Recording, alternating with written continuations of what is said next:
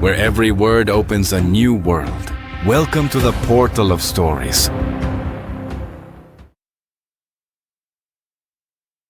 When the world still teetered between memory and oblivion, the gods spoke. They did so with words that were like the wind, with symbols that burned into the skin, with echoes that traveled beyond time and space. But as generations drifted from the sacred paths and temples were swallowed by weeds and silence, the voices grew weaker, until only whispers remained. This book is a journey through those echoes, through the cracks opened by remembrance and courage. It is a doorway connecting the present with the past that was never truly buried, and it invites us to listen with more than just our ears, with the skin, with the soul, with the deep heartbeat of the earth. Here you will find the heirs of the legacy, those who, unknowingly, carry in their blood the call of the ancient. Their stories are not mere fantasies. They are songs woven from roots and stars, a reminder that some truths smolder beneath the surface, waiting to be recognized. This is not a tale to be read and forgotten. It is a calling, a warning, a revelation, because the gods have not fallen silent. They are merely waiting for someone to listen.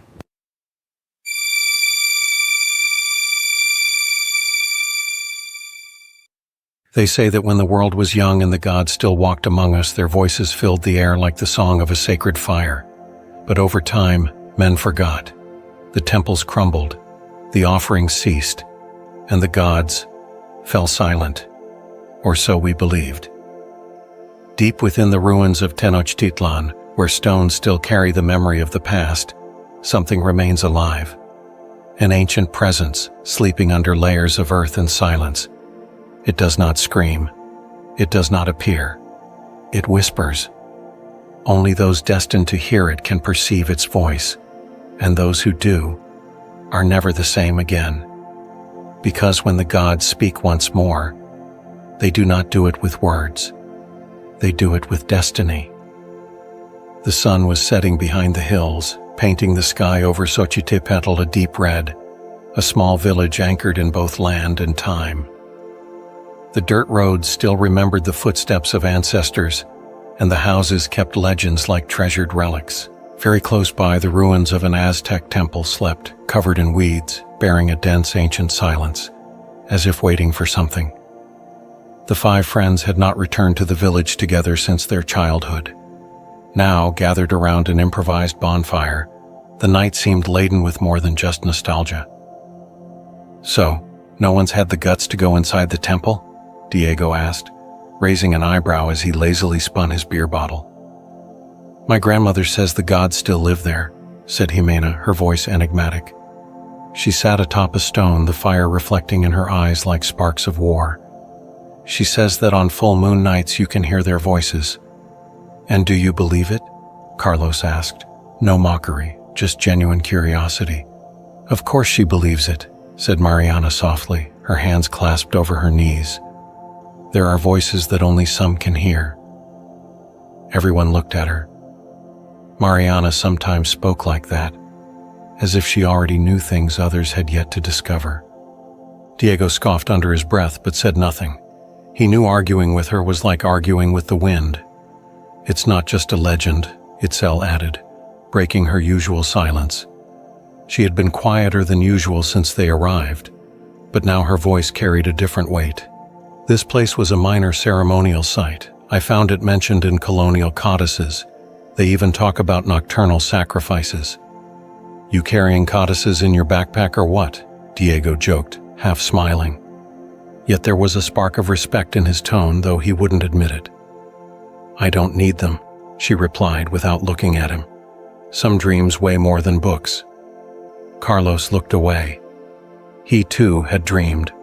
Of his brother, of the mountain, of distant songs and fire.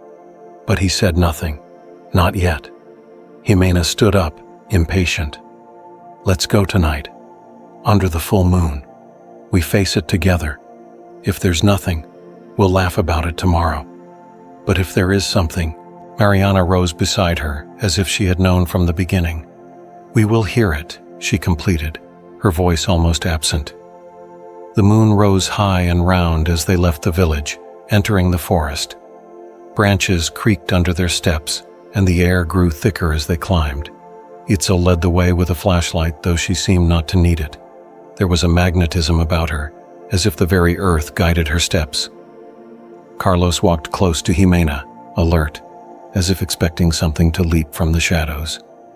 Diego muttered that it was madness, but his eyes scanned every movement between the trees. Mariana walked barefoot, by choice, feeling the pulse of the world better without shoes, her lips murmuring inaudible words. The temple appeared among the brush like a sleeping beast. It was larger than they remembered, a stone structure eroded by time, covered in roots, lichens, and secrets. Then, the wind blew, and with it came the whispers, a soft murmur, but unmistakable. Words in Nahuatl, barely audible, slipping through the trees like tendrils of smoke. "Did you hear that?" Diego asked, freezing in place. "Yes," said Mariana, eyes closed. "They've been talking to us for a while. They just decided we're ready now."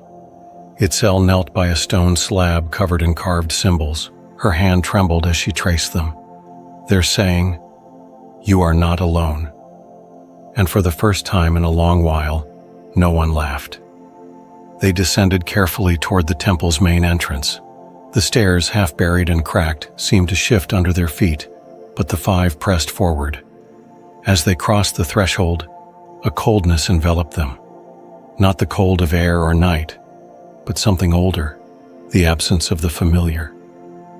Inside, the darkness was almost complete, but as their eyes adjusted, they realized faint lines of light slid along the walls, highlighting ancient murals, scenes of gods and men, of wars and pacts, of offerings and betrayals. Carlos touched a wall and gasped. A vision shot into his mind. He saw an ancient warrior kneeling, a blade of obsidian pressed against his own chest, offering his blood not out of fear, but gratitude. "They gave willingly," Carlos whispered, "not because they were forced." "It was an honor," Itzel murmured, standing beside him. To give to the gods was to give to life itself. Jimena approached an altar in the center, a slab of stone where something glowed faintly, a circular depression carved into it. "The Quashikali," she said, "a vessel for offerings, a heart container." Mariana placed her hand over it, and her body stiffened. Her eyes rolled back for a second, and when she spoke, it was not entirely her voice.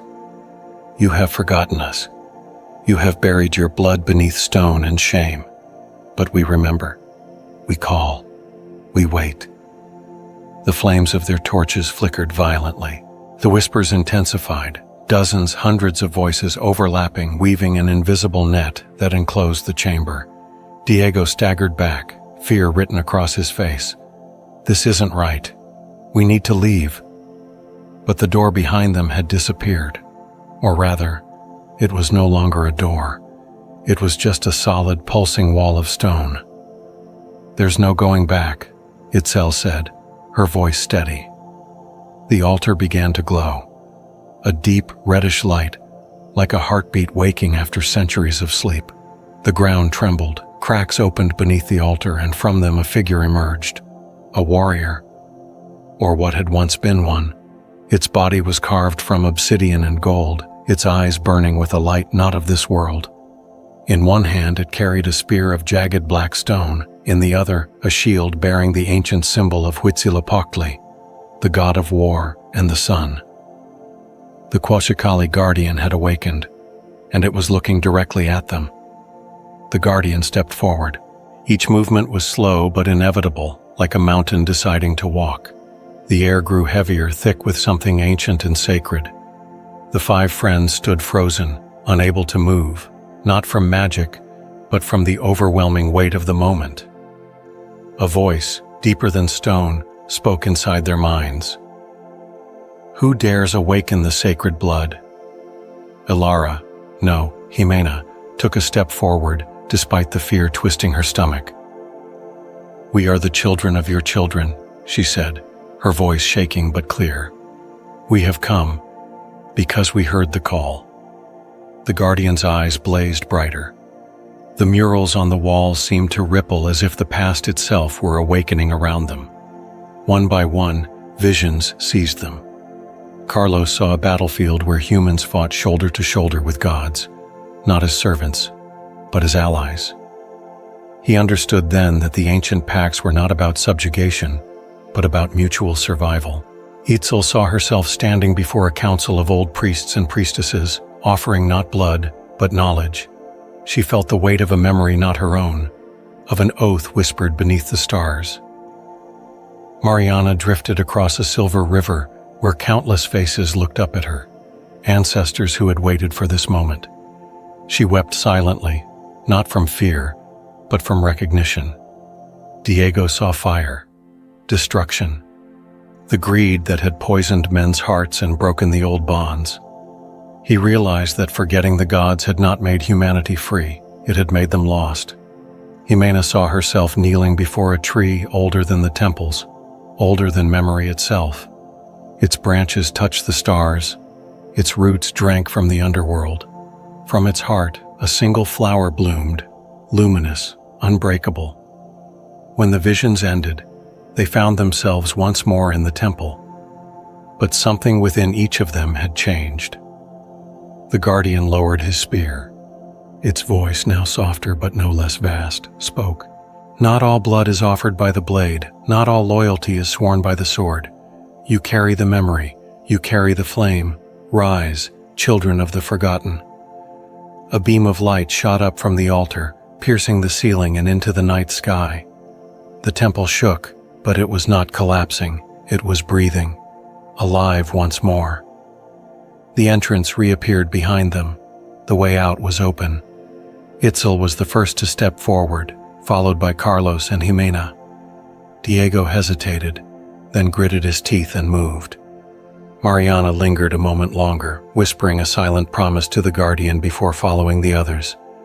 As they exited into the cool night, the whispers faded into the wind. But inside them, the echo remained. The gods had not died, they had only waited. Waited for those who would not seek to rule over the earth, but walk upon it with reverence.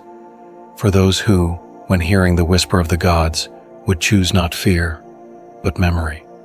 Not dominance, but guardianship.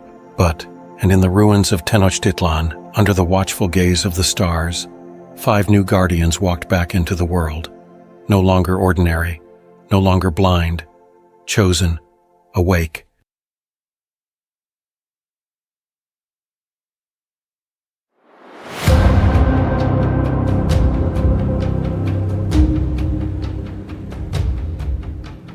Thank you for listening. The journey has just begun. Until next time.